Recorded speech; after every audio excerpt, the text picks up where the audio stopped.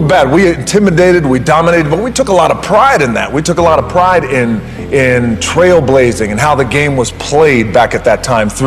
We would intimidate teams and we would want to dominate teams, but also too, we also had the thought process that a team was never going to outwork us. We're going to be the hardest working team in the country. I wanted to entertain. When I was 8 years old, I thought I was a combination of these guys. I thought I was a combination of Chuck Norris, Richard Pryor, Harrison Ford, and Rocky Balboa, and Harrison Ford from Indiana Jones. So I was like all these guys and Elvis Presley too, at 8, right?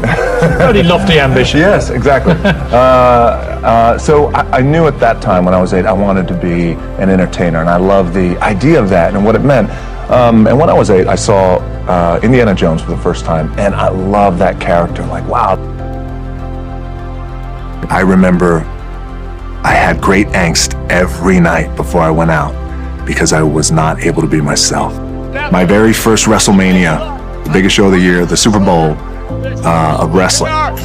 That night, 20,000 fans started chanting "Rocky sucks." It was a sobering moment, and that was the beginning of the end of my initial run in the WWE. A few weeks later, I tore a tendon in my knee, and I was out for the rest of the summer.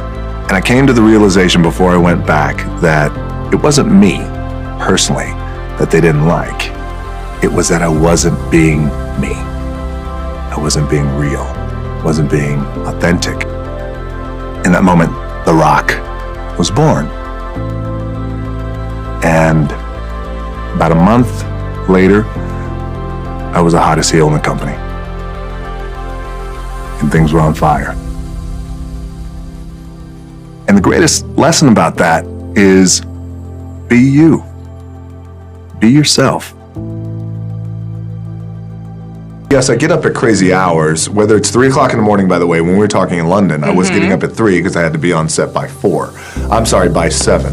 So whatever time my call time is, and I tell this to studios and directors and our producers, whatever time my call time. So my call time is at 7, then you back your clock up 4 hours, and then that's when I get up. And I'll train twice. I'll get my cardio in and breakfast, and then I'll go hit the weights. Clanging and banging, we call it. Jack and iron. I found that with depression, one of the most important things you could realize is that you're not alone. You're not the first to go through it. You're not going to be the last to go through it. And oftentimes it happens. You feel like you're alone, and you feel like it's only you, and you're in your bubble. And I wish I had someone at that time who could just pull me aside and, hey, it's going to be okay. It's going to be okay. So I wish I knew that. Just got to remember. Hold on to that fundamental quality of faith. Have faith that on the other side of your pain is something good. After about a month and a half of staying in that little apartment and cleaning, I got a phone call from the head coach of the team who cut me, the head coach of the Calgary Stampeders. He called me and he said, "Hey, I know we cut you, but I'd like you to come back." I said, "Okay, I appreciate that, coach. Thank you very much. I'll think about it." And he said, "Okay, great." I hung up the phone, and my dad said, "You're gonna do it, right?" I said, "No, I don't think so. I think I'm done with that." And he goes, "What?" I said, "My gut tells me I'm done."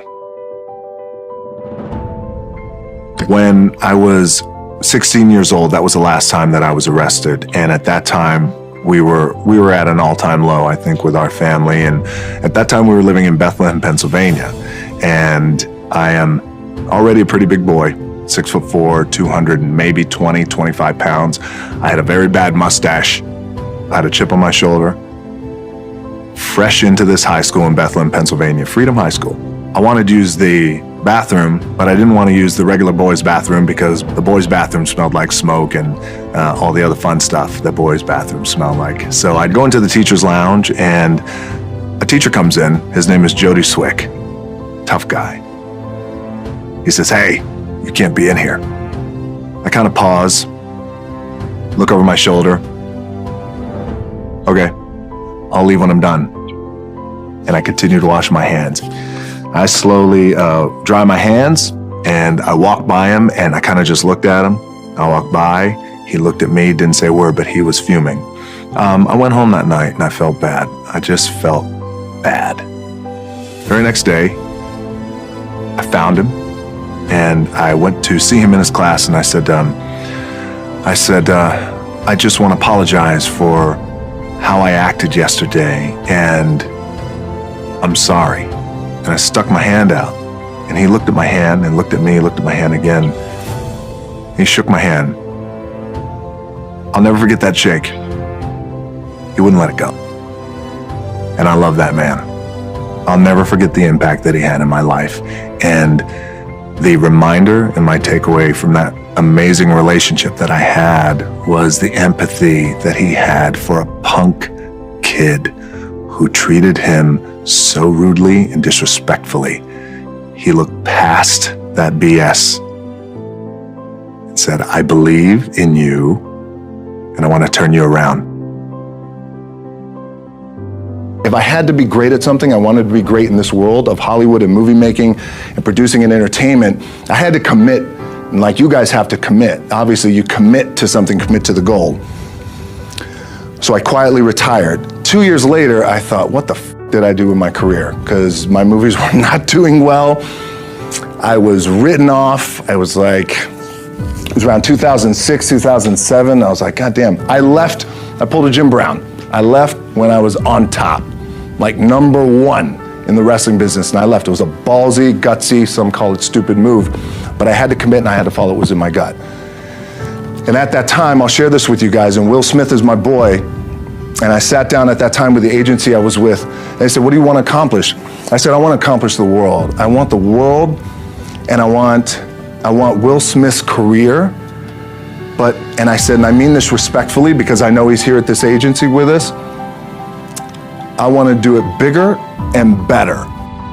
The training for me has become very defining. It's become part of my lifestyle. It's defined me in many ways. When I was 14 years old, I started training and I thought to myself, I want to be successful, and the way I know how to be successful, I think, are the men I admire. And those men in my life were pro wrestlers who were my uncles and my dad, and then they were also Arnold Schwarzenegger. And so these men were like big men who always trained and got things done with their hands.